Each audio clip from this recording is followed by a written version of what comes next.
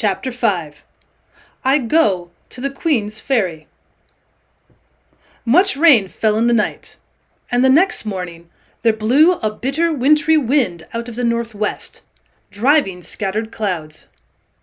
For all that, and before the sun began to peep or the last of the stars had vanished, I made my way to the side of the burn and had a plunge in a deep, whirling pool. All aglow from my bath, I sat down once more beside the fire, which I replenished, and began gravely to consider my position. There was now no doubt about my uncle's enmity. There was no doubt I carried my life in my hand, and he would leave me no stone unturned that he might compass my destruction. But I was young and spirited, and like most lads that had been country bred, I had a great opinion of my shrewdness. I had come to his door no better than a beggar, and little more than a child, and he had met me with treachery and violence. It would be a fine consummation to take the upper hand, and drive him like a herd of sheep. I sat there nursing my knee and smiling at the fire, and I saw myself in fancy smell out of his secrets one after another, and grow to be that man's king and ruler. The warlock of Essendine, they say, had made a mirror in which men could read the future.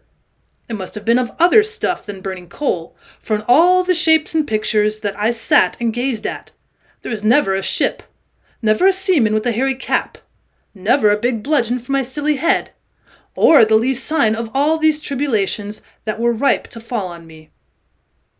Presently, all swollen with conceit, I went upstairs and gave my prisoner his liberty. He gave me good morning civilly, and I gave the same to him, smiling down upon him from the heights of my sufficiency. Soon we were set to breakfast, as it might have been the day before. "Well, sir," said I with a jeering tone, "have you nothing more to say to me?"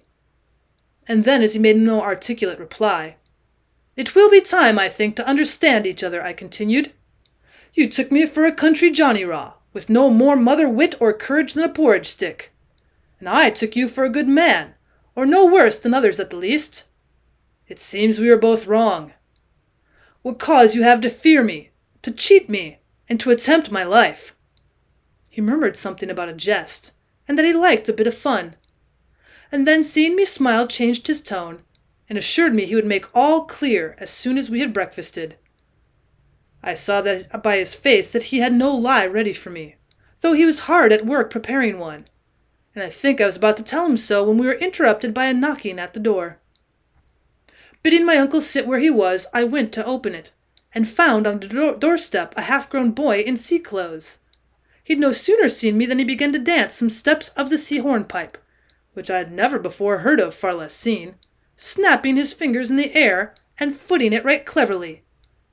For all that, he was blue with the cold, and there was something in his face, a look between tears and laughter, that was highly pathetic, and consisted ill with this gaiety of manner. "What cheer, mate?" says he with cracked voice. Well, I asked him soberly to name his pleasure. "Oh, pleasure," says he, and then began to sing. "For it's my delight of a shiny night. It's the season of the year." "Well," said I, "if you have no business at all, I will even be so unmannerly as to shut you out." "Well, stay, brother," he cried. "Have you no fun about you? Or do you want to get me thrashed? I've brought a letter from old Heezeweezy to Mr. Bellflower." He showed me a letter as he spoke. "And I say, mate," he added, "I'm mortal hungry." "Well," said I, "come into the house, and you shall have a bite if I go empty for it." With that I brought him in and set him down to my own place, where he fell to greedily on the remains of breakfast, winking to me between whiles, and making many faces, which I think the poor soul considered manly. Meanwhile my uncle had read the letter, and sat thinking, and then suddenly he got to his feet with a great air of liveliness, and pulled me apart into the farthest corner of the room. "Read that," said he, and put the letter into my hand. Here it is, lying before me as I write. "The Hawes Inn at the Queen's Ferry. Sir, I lie here with my hawser up and down, and send my cabin boy to inform. If you have any further commands for overseas, today will be my last occasion, as the wind will serve us well out of the Firth. I will not seek to deny that I've had crosses with your doer, Mr. Rankler, of which, if not speedily read up, you may look to see some losses follow. I have drawn a bill upon you as per margin, and I am, sir, your most obedient, humble servant, Elias Hossein. You see, Davy, resumed my uncle, as soon as he saw that I had done, I have a venture with this man Hoseason, the captain of a trading brig, the Covenant of Dysart. Now, if you and me was to walk over with yon lad, I could see the captain at the hawse, or maybe on board the Covenant, if there was papers to be signed, and so far from a loss of time, we can jog on to the lawyer, Mr. Ranklealer's. After all that's come and gone, you would be swire to believe me, upon my naked word. But you'll believe Ranklealer. He's factor to half the gentry in these parts, an auld man forbley and highly respected, and he kenned your father. I stood a while and thought.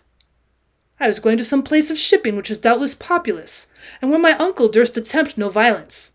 And indeed even the society of the cabin boys so far protected me. Once there I believed I could force on the visit to the lawyer, even if my uncle were now insincere in proposing it. And perhaps in the bottom of my heart I wished a nearer view of the sea and ships. You are to remember I'd lived all my life in the inland hills, and just 2 days before had my first sight of the Firth lying like a blue floor, and the sailed ships moving on the face of it, no bigger than toys. One thing with another I made up my mind. Very well, says I, let us go to the ferry. My uncle got into his hat and coat, and buckled an old rusty cutlass on, and then we trod the fire out, locked the door, and set forth upon our walk. The wind, in being that cold quarter the northwest, blew nearly in our faces as we went. It was the month of June. The grass was all white with daisies, and the trees with blossom. But to judge by our blue nails and aching wrists, the time might have been winter in the whiteness of December frost. Uncle Ebenezer trudged in the ditch, jogging from side to side like an old plowman coming home from work. He never said a word the whole way, and I was thrown for talk on the cabin boy. He told me his name was Ransom, and that he'd followed the sea since he was 9, but could not say how old he was, for he had lost his reckoning. He showed me tattoo marks, burying his breast in the teeth of the wind, and in spite of my remonstrances, for I thought it was enough to kill him. He swore horribly whenever he remembered, but more like a silly schoolboy than a man, and boasted of many wild and bad things that he had done, stealthy thefts, false accusations, aye, even murder. But all with such a dearth of likelihood in the details, and such a weak and crazy swagger in the delivery, as disposed me rather to pity than to believe him. I asked him of the brig, which he declared was the finest ship that sailed, and of Captain Hoseason, in whose praises he was equally loud. He, so he still named the skipper, was a man by his account, that minded for nothing either in heaven or earth. One that his people said would crack on all sail into the day of judgment, rough, fierce, and unscrupulous and brutal. And all this my poor cabin boy had taught himself to admire as something seamanlike and manly. He would only admit one flaw in his idol. He ain't no seaman, he admitted. That's Mr. Shawn that navigates the brig. He's the finest seaman in the trade, only for drink. And I'll tell you I believe it. Why, look here. And turning down his stocking, he showed me a great, raw, red wound that made my blood run cold. He'd done that. Mr. Shawn done that, he said, with an air of pride. What? I cried. Do you take such savage usage at his hands? Why, you're no slave to be so handled. No, said the poor mooncalf, changing his tune at once. And so he'll find. See here. And he showed me a great case knife which he told me was stolen. Oh, says he, let me see him try. I dare him to. I'll do for him. Oh, he ain't the first. And he confirmed it with a poor, silly, ugly oath. I have never felt such pity for anyone in this wide world as I felt for that half-witted creature, and it began to come over me that the brig Covenant, for all her pious name, was little better than hell upon the seas. Have you no friends? Said I. He said he had a father in some English seaport, I forget which. Oh, he was a fine man, too, he said, but he's dead. In heaven's name, cried I, can you find no reputable life on shore? Oh, no, says he, winking and looking very sly. They'd put me to a trade. I know a trick worth 2 of that, I do. Well, I asked him what trade would be so dreadful as the one he followed, where he ran the continual peril of his life, not alone from wind and sea, but by the horrid cruelty of those who were his masters. He said it was very true, and then began to praise the life, and to tell what a pleasure it was to get on shore with money in his pocket, and to spend it like a man, and buy apples, and swagger, and surprise what he called stick-in-the-mud boys. Then it's not all as bad as that, says he. There's worse off than me. There's the 20-pounders. Oh, laws, you should see them taking on. Why, I've seen a man as old as you, I dare say. Well, to him I seemed old. Oh, and he had a beard too. Well, and as soon as we cleared out of the river, and he had the drug out of his head, my, how he cried and carried on. I made a fine fool of him, I tell you. And then there's the little uns, too. Oh, little by me, I tell you. I keep them in order. When we carry little uns, I have a rope's end of my own to wallop 'em.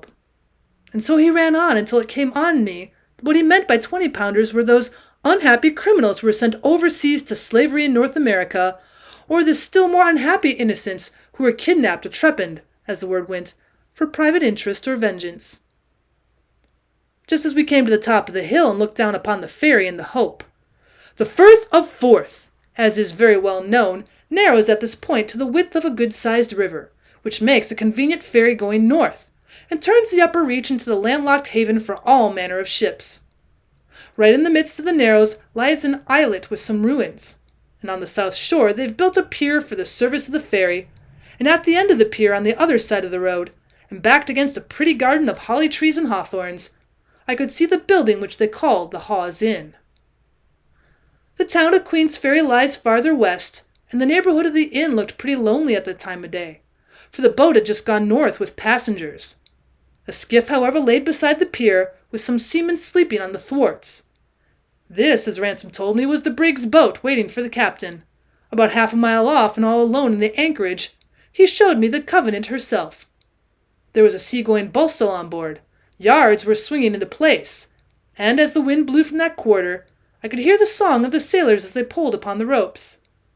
After all I had listened to upon the way, I looked at that ship with an extreme abhorrence, and from the bottom of my heart I pitied all poor souls that were condemned to sail in her. We'd all three pulled up on the brow of the hill, and now I marched across the road and addressed my uncle. I think it right to tell you, sir, says I, that nothing will bring me on board that Covenant. He seemed awakened from a dream. Eh, he said, what's that? Well, I told him over again. Well, well, he said, we'll have to please you, I suppose. But what are you standing here for? It's perishing cold. And if I'm not mistaken, they're busking the Covenant for sea.